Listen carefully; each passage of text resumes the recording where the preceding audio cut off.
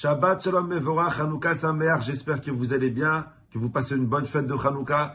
Paracha de la semaine dernière, nous avons lu que Yosef Hatzadik, il a fait deux rêves qui le prédestinaient à être un jour roi du monde, roi sur ses frères.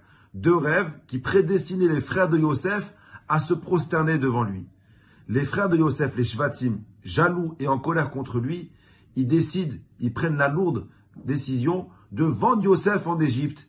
Et en faisant ça, ils essayent de l'éloigner de ses rêves. Comme c'est écrit dans la Torah, les frères de Yosef, quand ils ont vendu Yosef, ils ont dit, viens, on va voir maintenant, est-ce que ses rêves, ils se réalisent? Celui-là, il rêve qu'on se prosterne un jour devant lui, on va le vendre en esclave, on va l'éloigner de ses rêves, on va l'éloigner de la grandeur.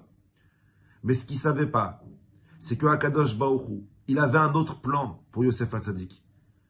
Ce que les Shvatim ne savaient pas, c'est qu'en vendant Yosef, en voulant l'éloigner de ses rêves, ils l'ont directement envoyé réaliser ses rêves. La Torah, elle continue, elle dit, il arrive en Égypte, la femme de Potiphar, elle le pousse à fauter, Yosef il faute pas. Elle veut punir Yosef. Et qu'est-ce qu'elle fait? Elle envoie Yosef en prison. Elle veut l'éloigner de sa vie, elle l'envoie en prison. Mais qu'est-ce qu'elle ne sait pas? C'est qu'en l'envoyant en prison, elle l'envoie directement réaliser ses rêves. Parce que c'est en prison qu'il a découvert, qu'il a connu les ministres de Paro, qu'eux ils ont rêvé, il leur a interprété le rêve. Et quand dans la paracha de cette semaine, Paro il a rêvé, c'est Yosef qui a interprété le rêve de Paro et c'est comme ça qu'il est devenu vice-roi d'Égypte. Qu'est-ce qu'on apprend de toute cette histoire? Que ce soit les Shvatim qui ont voulu punir Yosef en voulant l'éloigner de ses rêves en le vendant, que ce soit la femme de Potiphar qui a voulu punir Yosef et vouloir le mettre en prison pour l'éloigner de sa vie, à la fin, des fois la pire des choses que tu penses qui puissent t'arriver, elle s'avère être la meilleure des choses qui puissent t'arriver. Parce que Akadosh Baruch Hu, il a un plan pour chaque personne d'entre nous. Là où toi, tu vois une souffrance, Akadosh Baruch Hu, il remplace le mot souffrance par le mot délivrance.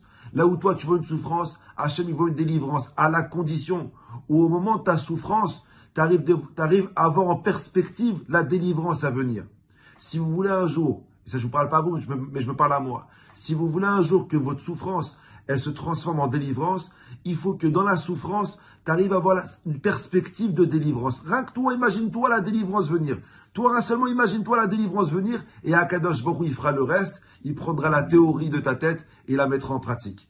Des fois, comme je vous ai dit, la pire des choses que tu penses qui puissent t'arriver, comme Yosef, il pensait que la pire des choses qui puissent lui arriver, c'est d'être vendu par ses frères. La pire des choses qui puissent lui arriver, c'est d'être en prison. Mais en fait, elle s'avère être la meilleure des choses qui puissent t'arriver si tu arrives à avoir une perspective de délivrance. On ne sait pas comment Akadosh Baruch Hu, il dirige son monde. On ne comprend pas comment Akadosh Baruch Hu, il dirige son monde. Bien sûr, comme quoi, des fois, face aux souffrances, face aux maladies, face aux malheurs, face aux décès, on peut se poser des questions. Et on a le droit de se poser les questions.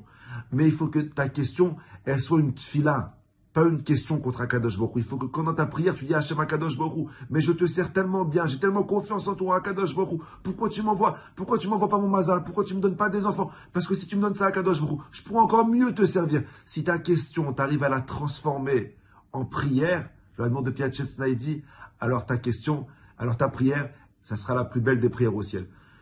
Il y a une histoire que la Gemara elle raconte que je trouve magnifique. La Gemara elle dit comme quoi il y avait un jour un Amora, un grand tzaddik, qui s'appelait Rava. Un jour, Rava, il passe à côté d'une synagogue et il entend des pleurs dans la synagogue.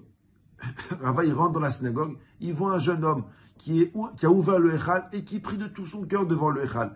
Le Rav, il ne comprend pas ce qui se passe. Le Rav dit peut-être qu'il prie parce qu'il a une personne de sa famille qui est malade, parce qu'il n'arrive pas à trouver son mazal, parce qu'il souffre dans sa vie. Le Rav, il s'approche de lui et Rava, il lui dit, mon fils, qu'est-ce que tu as? Pourquoi tu pleures? Est-ce que je peux t'aider à prier avec toi? Qu'est-ce que tu veux?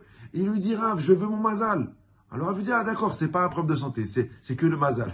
On va t'aider. Et il dit, alors je vais prier pour que tu trouves ton mazal. Et le jeune, il dit, oh Rav, j'ai trouvé déjà mon mazal. Mais elle ne sait pas quel est encore mon mazal. Le Rav dit, ça veut dire quoi? Il lui dit, voilà Rav, je suis tombé amoureux d'une fille qui s'appelle Sarah, et je veux Sarah comme femme. Et je prie pour qu'Akadosh Baruch Hu me donne Sarah comme femme. Alors le Rav, il le regarde et lui dit, mon fils, je vais t'apprendre un secret. Dans la vie, on ne doit jamais forcer le destin. On ne doit pas prier pour avoir telle femme.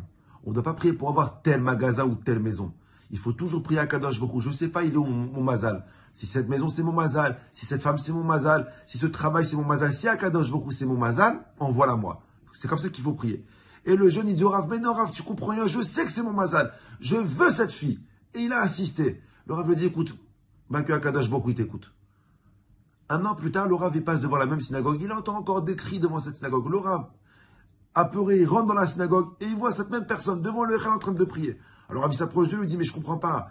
Tu t'es pas marié avec cette Sarah? Il lui dit, oui, Rav, je me suis marié avec cette Sarah. Mais je pleure parce que, Rav, c'est une méchante femme. Elle me fait souffrir. Mais c'est quoi? Je la connaissais pas comme ça. Le Rav lui dit, mon fils, je t'avais dit de jamais prier pour avoir telle personne, ou tel travail, ou tel appartement. Prie toujours, Ve'atov benecha ase akadosh baruch hu. Ce qui est bon à tes yeux, fais-le pour moi. Et c'est ce qu'on apprend de Yosef. Yosef Hatzadik, il voulait pas aller en prison. Yosef Hatzadik, il voulait pas être serviteur en Égypte. Mais Yosef Hatzadik, à chaque fois, en prison, quand il a été vendu, il dit à Kadosh Baruch Hu, je comprends pas ce qui se passe. Mais, Ve'atov benecha ase. Fais le bien à tes yeux. Et une personne qui arrive à avoir une perspective de délivrance dans sa souffrance, alors sa souffrance, elle se transforme en délivrance. La semaine prochaine, Bezrat Hashem.